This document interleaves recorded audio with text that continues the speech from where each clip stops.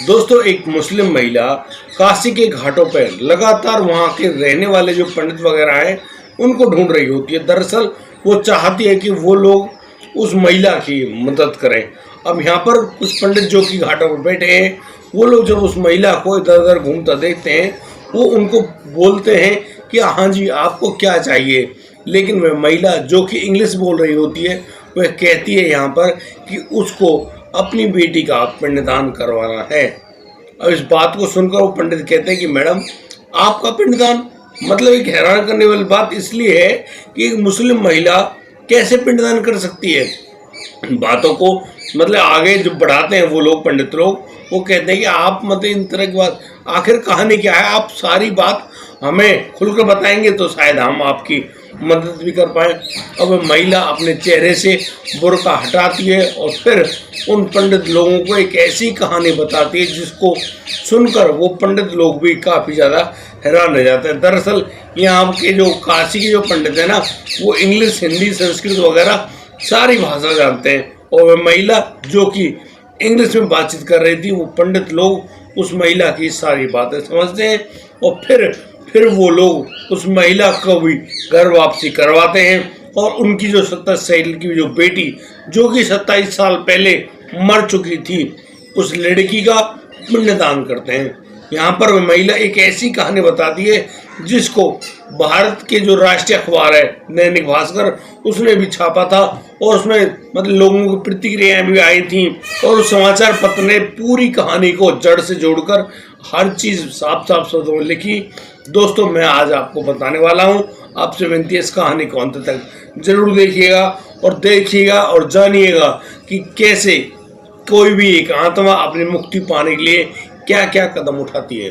दोस्तों, आइए जानते हैं। दरअसल ये जो बात है ना, ये कहानी शुरू होती है लंदन से।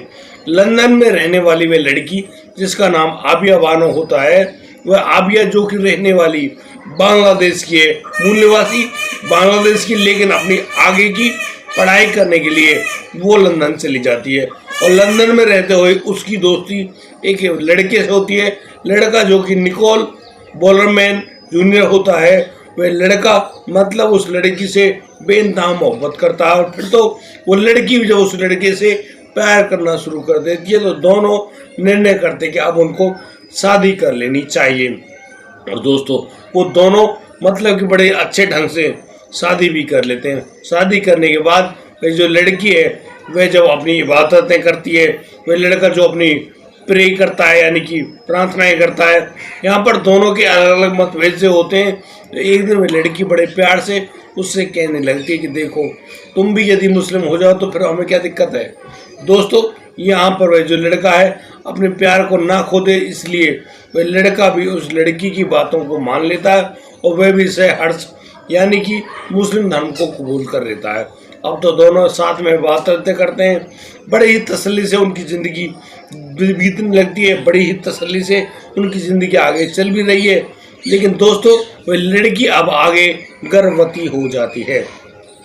अब जैसे ही ये गर्भवती होने का मतलब कहानी सामने आई, दोनों प्रसन्न, बहुत ही ज़्यादा खुश और उस बच्ची या बच्चे के साथ मतलब अपनी जो भूमिका है उनको सोचने लगते हैं और सोच रहे होते हैं कि भाई आगे की ज़िंदगी कितनी खुशनुमा होगी कि उनकी गोद में एक बच्चा होगा और वह बच्चा मतलब उनके साथ खेलेगा भी, हंसेगा भी, रोएगा भी, मतलब बहुत सारी बातें इमेजिनेशन उनके माइंड में चल रही होती हैं।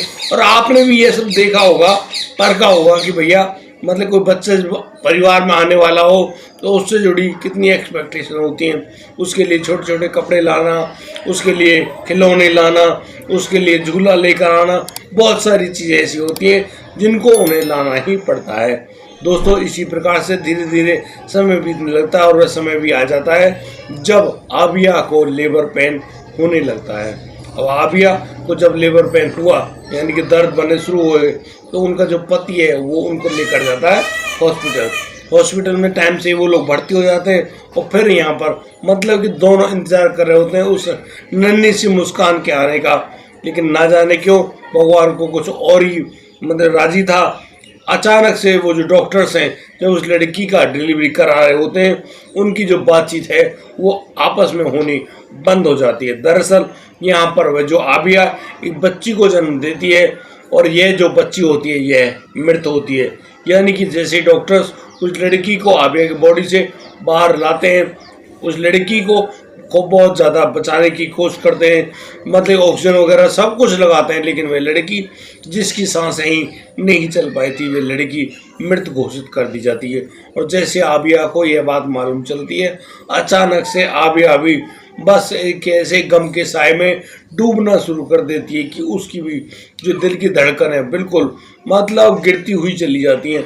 अचानक से जो डॉक्टर्स हैं उस लड़की को डिलीवरी रूम से आईसीयू में शिफ्ट करते हैं और आबिया की जान बचाने की पूरी कोशिश की जाने लगती है। और दोस्तों करीब 3 दिन तक आबिया आईसीयू में रहती है। आईसीयू में वेंटिलेटर पर लगातार रहने से उसकी जान तो बचा ली गई, लेकिन अब उसकी जो नन्ही सी जान थी जिसको उसने जन्म दिया था वो इस दुनिया में मौजूद नहीं थी। उसका पति मतलब सब्र करता है इस बात पर और फिर अपनी बच्ची को मिट्टी देकर आता है। धीरे धीरे जो आबिया भी है वह भी इस बात को स्वीकार कर लेती कि अब उसकी जो बच्ची है इस दुनिया में मौजूद नहीं है। वह जैसे तैसे अपना जीवन यापन आगे मतलब बिताना चाहती है, आगे गुजार भी रही होती है।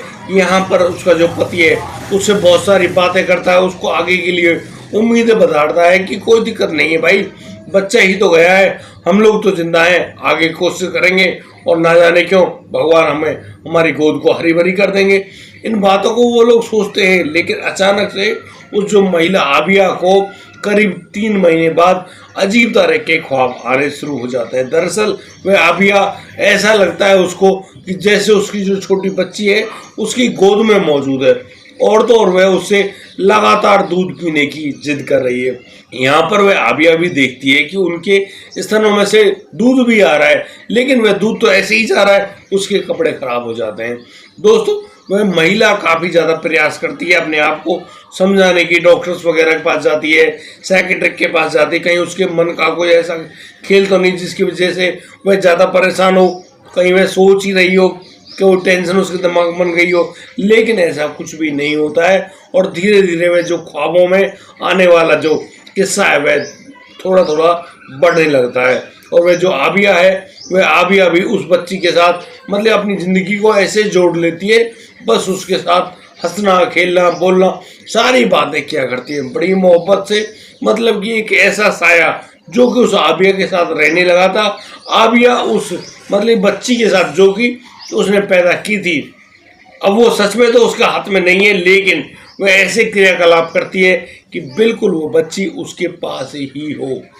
और दोस्तों जैसे जैसे वह लड़की मतलब जो साया है वह बड़ा होने लगता है, आबिया उसके लिए कपड़े भी लाती है, खाने पीने की चीज़ें भी लाती है और बिल्कुल ऐसा व्यवहार करती है कि वो लड़की जिंदा हो। और दोस्तों इन सारी कंडीशंस को देखकर उसका जो पति है वह भी उससे कहता है कि आबिया आप इस तरह से मत किया करो, क्योंकि यदि तुम ऐसे करती हो तो लोग आपको पागल समझेंगे। लेकिन वह जो महिला है वह साफ कहती है कि हाँ, चाहे उसको लोग पागल कहें लेकिन वह अपनी बच्ची के साथ मौजूद है और उसको अपनी बच्ची के साथ रहने दीजिए। अब ये बातें सुनकर वह जो पति है वह बड़ा परेशान होता है, लेकिन जैसे ही वह लड़की मतलब समय बीतता है 6 साल की होती है, जब वह बोलना शुरू कर देती है तो वह अपनी माँ से कहती है कि माँ मेरी तुमसे एक प्रार्थना है, तो मेरी बात को मान लो। अब आबिया कहती है हाँ बताइए। वह लड़की उससे कहती है कि देखो माँ, मैं एक ऐसे अंधकार में रहती हूँ जहाँ पर लगातार मेरा दम घुटता है। यहाँ पर बहुत भयंकर भयंकर ऐसे डरावने लोग हैं जो मुझको डराते रहते हैं। मैं ऐसे अंधकार में हूँ जहाँ पर मुझे बहुत डर लगता है। माँ मैं तुमसे हाथ जोड़कर कहती हूँ कि मुझको मुक्ति दिला दीजिए। दोस्तों जैसे इस बात को सुनती है आबिया कहती बेटी तुम जो मुक्ति की बात कर रही हो मुक्ति होती कैसे है, इसके बारे में भी तुम मुझको बताओ। यहाँ पर वह लड़की कहती है कि नहीं माँ, मुझे इसके बारे में जानकारी नहीं है, लेकिन मुझे मुक्ति चाहिए। मैं लगातार मुक्ति के लिए तरस रही हूँ और तुम ही हो जो मुझे मुक्ति दिला सकती हो। अब दोस्तों जैसे एक माँ को नया टास्क मिल गया हो वह अपना काम करना शुरू कर देती है और इसी काम के चलते वह अपनी जो बाइबल है उसमें मुक्ति पाने का साधन ढूंढने लगती है। अपनी जो कुरान पाक है उसमें अपनी बच्ची के लिए मुक्ति पाने का जो साधन है उसको ढूंढने लगती है, लेकिन कहीं पर भी कोई भी इस तरह की कंडीशंस नहीं पाती है। तो बड़ी दुखी होती है और बस जैसे ही उसकी लड़की से उसकी मुलाकात होती है, उस लड़की को वह साफ कहती है कि माँ, तुमने मेरे लिए कोई साधन ढूंढा, लेकिन वह माँ कहती कि बेटी ऐसा तो यहाँ पर कुछ मौजूद ही नहीं है।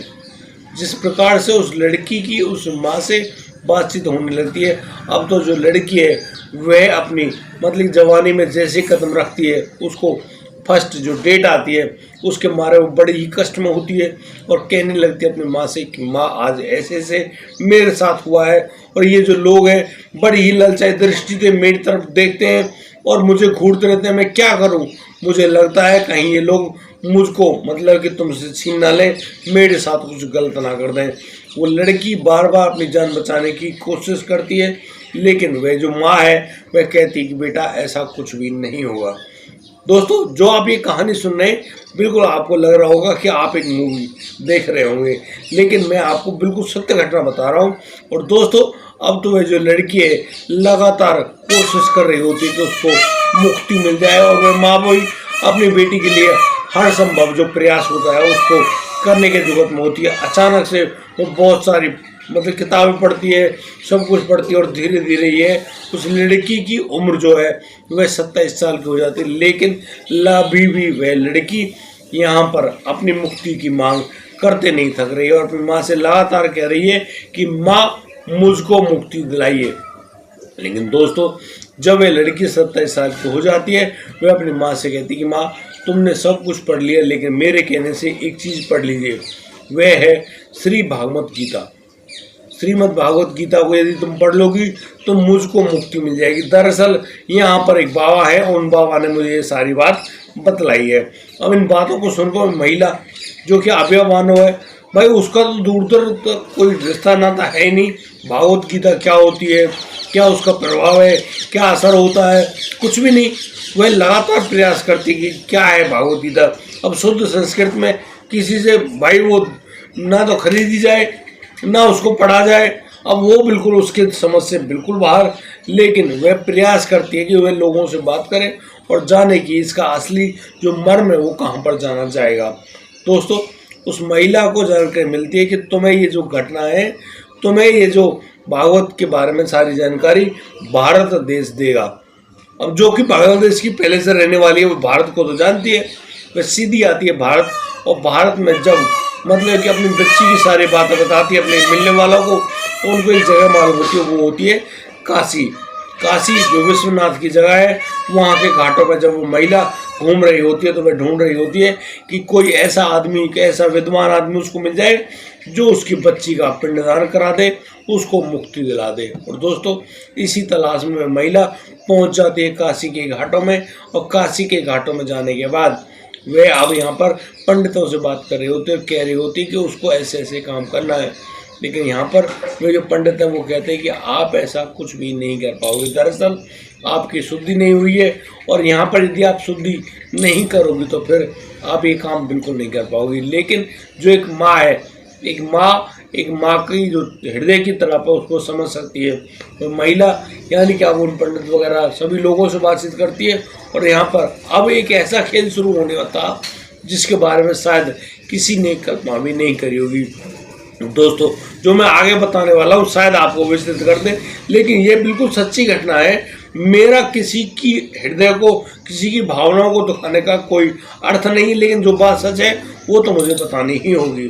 और दोस्तों, यहाँ पर उस महिला को घर वापसी करनी पड़ती है। दरअसल उसका शुद्धिकरण किया जाता है और यहाँ पर जो आबिया बानो है वह आबिया बाला बन जाती है, यानी कि हिंदू धर्म में वापसी होती है उसकी। और यहाँ पर जब वह लड़की और जब वह महिला आबिया अपनी बेटी का पिंडदान करने लगती है और जब वह पूरी प्रक्रिया को कर चुकी होती है, करीब 3 दिन की है प्रक्रिया। इस प्रक्रिया को करने के बाद अब उस लड़की को यानी कि अब उस महिला को वो ख्वाब दिखने बंद हो जाते हैं।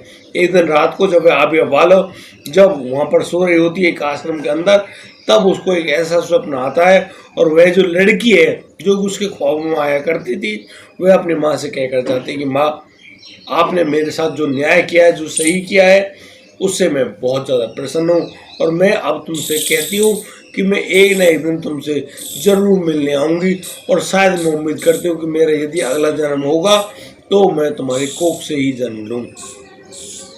और ऐसा कहकर वो लड़की मतलब कि गहरे अंधकार में खो जाती है।